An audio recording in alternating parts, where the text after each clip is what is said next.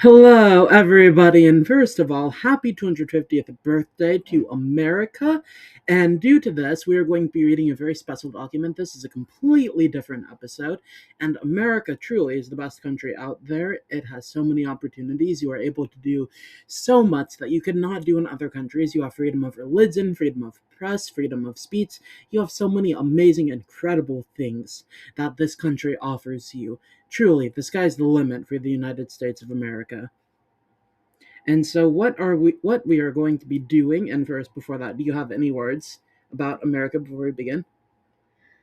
I think that as someone who comes from immigrant families, it has definitely been a country that's been really welcoming. When my ancestors moved here from Ireland in the 1840s, it's just been the the doorway for my family to have so many opportunities. Yes, and that's very well put. And due to this historic milestone, we are going to be reading the document that was adopted by the Continental Congress on July 4th, 1776, the Declaration of Independence. The entire thing, as well as everybody who signed it. So we are going to be going piece by piece reading this because this is a pretty good read, and I'll start with this. In Congress, July 4th, 1776, the unanimous declaration of the 13 United States of America, when in course of human events it becomes necessary for one people to dissolve the political bands which have connected them with another, and to assume among the powers of the earth the separate and equal station to which the laws of nature and of nature's God entitle them. A decent respect to the opinions of mankind requires that they should declare the causes which impel them to the separation. We hold these truths to be self-evident, that all men are created equal, that they are endowed by their Creator with certain unalienable rights, that among these are life, liberty, and the pursuit of happiness, that to secure these rights governments are instituted among men, deriving their just powers from the consent of the governed, that whenever any form of government becomes destructive of these ends, it is the right of the people to alter or to abolish it, and to institute new government, laying its foundation on such principles and organizing its powers in such form as to them shall seem most likely to affect their safety and happiness.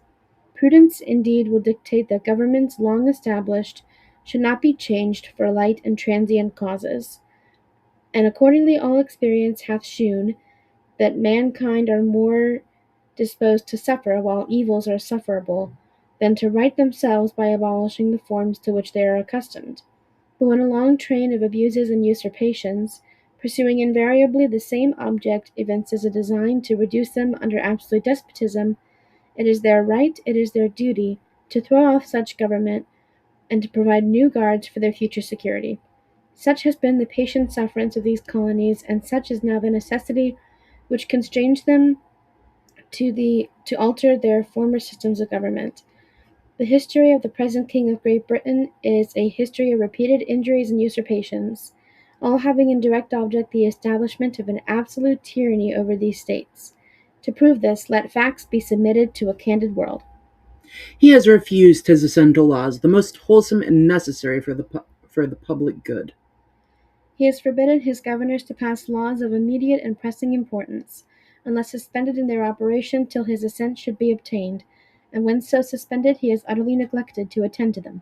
He has refused to pass other laws for the accommodation of large districts of people, unless those people would relinquish the right of representation in the legislature, a right Inestimable. inestimable to them and formidable to tyrants only. He has called together legislative bodies at places unusual, uncomfortable, and distant from the depository of their public records, for the sole purpose of fatiguing them into compliance with his measures. He has dissolved representative houses repeatedly for opposing with manly firmness his invasion on the rights of the people. He has refused for a long time after such dissolutions to cause others to be elected, whereby the legislative powers, incapable of annihilation, have returned to the people at large for their exercise, the estate remaining in the meantime exposed to all the dangers of invasion from without and convulsions within. He has endeavored to prevent the population of these states, for that purpose obstructing the laws for naturalization of foreigners, refusing to pass others to encourage their migration hither, and raising the conditions of new appropriations of lands. He's obstructed the administration of justice by refusing his assent to laws for establishing judiciary powers. He has made judges dependent on his will alone for the tenure of their offices and the amount and payment of their salaries. He has erected a multitude of new offices and sent hither swarms of officers to harass our people and eat out their substance. He has kept among us in times of peace standing armies without the consent of our legislators. He has effected to render the military independent of and superior to the civil power. He has combined with others to subject us to a jurisdiction foreign to our Constitution and unacknowledged by our laws, giving his assent to their laws of pretended legislation, For quartering large bodies of armed troops among us, for protecting them by a mock trial from punishment for any murderers which they should commit on the inhabitants of these states, for cutting off our trade with all parts of the world, for imposing taxes on us without our consent, for depriving us in many cases of the benefits of trial by jury, for transporting us beyond seas to be tried for pretended offenses, for abolishing the free system of English laws in a neighboring province, establishing therein an arbitrary government, and enlarging its boundaries so as to render it at once an example and fit instrument for introducing the same absolute rule into these colonies, for taking away our charters, abolishing our most valuable laws, and altering fundamentally the forms of our governments, for suspending our own legislatures, and declaring themselves invested with power to legislate for us in all cases whatsoever. He has abdicated government here by declaring us out of his protection and waging war against us. He has plundered our seas, ravaged our coasts, burnt our towns, and destroyed the lives of our people. He is at this time transporting large armies of foreign mercenaries to complete the works of death, desolation, and tyranny, already begun with circumstances of cruelty and perfidy scarcely paralleled in the most barbarous ages, and totally unworthy the head of a civilized nation. He has constrained our fellow citizens taken captive on the high seas to bear arms against their country, to become the executioners of their friends and brethren, or to fall themselves by their hands. He has excited domestic insurrections among us, and he has endeavored to bring on the inhabitants of our frontiers, the merciless Indian savages, whose known rule of warfare is an undistinguished destruction of all ages, sexes, and conditions. In every stage of these oppressions we have petitioned for redress in the most humble terms. Our repeated petitions have been answered only by repeated injury. A prince, whose character is thus marked by every act which may define a tyrant, is unfit to be the ruler of a free people. Nor have we been wanting in attentions to our British brethren. We have warned them from time to time of attempts by their legislators to extend an unwarrantable jurisdiction over us. We have reminded them of the circumstances of our emigration and settlement here. We have appealed to their native justice and magnanimity, and we have conjured them by the ties of our common kindred to disavow these usurpations, which would inevitably interrupt our connections and correspondence. They too have been deaf to the voice of injustice and Consanguinity. consanguinity. We must therefore acquiesce in the necessity which denounces our separation, and hold them, as we hold the rest of mankind, enemies in war, and peace friends. We, therefore, the representatives of the United States of America in General Congress assembled, appealing to the Supreme Judge of the world for the rectitude of our intentions, do, in the name and by authority of the good people of these colonies, solemnly publish and declare that these united colonies are and of right ought to be free and independent states, that they are absolved from all allegiance to the British Crown, and that all connection between them and the state of Great Britain is and ought to be totally dissolved, and that as free and independent states they have full power to levy war, conclude peace, contract alliances, establish commerce, and to do all the other acts and things which independent states may of right do. And for the support of this declaration, with a firm reliance on the protection of divine providence, we mutually pledge to each other our lives, our fortunes, and our sacred honor. And dear the people that signed the Declaration of Independence, making sure we have. We have enough. We just do. Yeah, okay, so this is what it lists here. For Georgia, Button Gwinnett, Lemon Hall, George Walton. North Carolina, William Hooper, Joseph Hughes, John Penn. South Carolina, Edward Rutledge, Thomas Hayward Jr., Thomas Lynch Jr., Arthur Middleton. Massachusetts, John Hancock. Maryland, Samuel Chase, William Paca, Thomas Stone, Charles Carroll of Campbellton. Carrollton. Carrollton. Oh, Carrollton. It's correct there. Virginia, George Wythe, Richard Henry Lee, Thomas Jefferson, Benjamin Harrison, Thomas Nelson Jr., Francis Lightfoot Lee, Carter Braxton. Pennsylvania, Robert Morris, Benjamin Rush, Benjamin Franklin, John Morton, George Clymer, James Smith, George Taylor, James Wilson, George Ross. Delaware, Caesar Rodney, George Reed, Thomas McKean. New York, William Floyd, Philip Livingstone, Francis Lewis, Lewis Moore. New Jersey, Richard Stockton, John Witherspoon, Francis Hopkinson, John Hart, Abraham Clark. New Hampshire, Josiah Bartlett, William Whipple. Massachusetts, Samuel Adams, John Adams, Robert Treat Paine, Elbridge Gerry. Rhode Island, Stephen Hopkins, William Ellery. Connecticut, Roger Sherman, Samuel Huntington, William Williams, Oliver Wolcott. It's weird that it was Massachusetts twice. Not Massachusetts, New Hampshire, Matthew Thornton.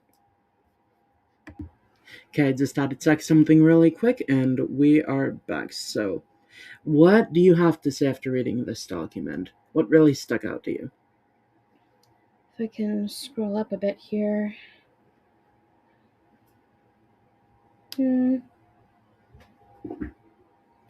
I think the section where it says, a prince whose character is thus marked by every act which may define a tyrant is unfit to be the ruler of a free people. And I'm obsessed with the history of British monarchs, so I have a bit to say about this one. Both George III and George IV, who were against the U.S. colonies becoming independent, were very tyrannical, but George IV was worse, and I think since they said a prince, I think that was I think they were referring to George IV, excuse me, and I think it's funny, but also very true. And I think there are a couple of things that really stuck out to me. For one, where is it? Trying to find it. I just had it. He has combined with others to subject us to a jurisdiction formed under a constitution and unacknowledged by our laws, giving his assent to their acts of pretend legislation, things like for imposing taxes on us without our consent, for depriving us in many cases of the benefits of trial by jury. Yeah, things definitely were not the best for the U.S. under British, and there is something else here that I definitely found very powerful. He has constrained our fellow citizens taken captive on the high seas to bear arms against their country, to become the executioners of their friends and brethren, or to fall themselves by their hand. And I definitely think that that is a very powerful line right there, that they would be forced to take arms against their own brethren and become executioners of them. That is a pretty difficult thing to do, specifically if you're loyal to one nation, which most people are loyal to one nation. And this ending here is definitely quite powerful to me. And for the support of this declaration with a firm reliance on the protection of divine providence, we mutually pledge to each other our lives, our fortunes, and our sacred honor. It shows that these people have been united since the beginning. They were united under a specific principle. They may have disagreed on certain things, but they always stood united, the United States of America. And they already started practicing these principles before it was even called the United States of America. And that truly is a very powerful thing. Another thing I found funny is that the first name on the list of signers is the name that we now give an object, Button. Like, who in the world was named Button? Yes. Evidently someone in the 1770s.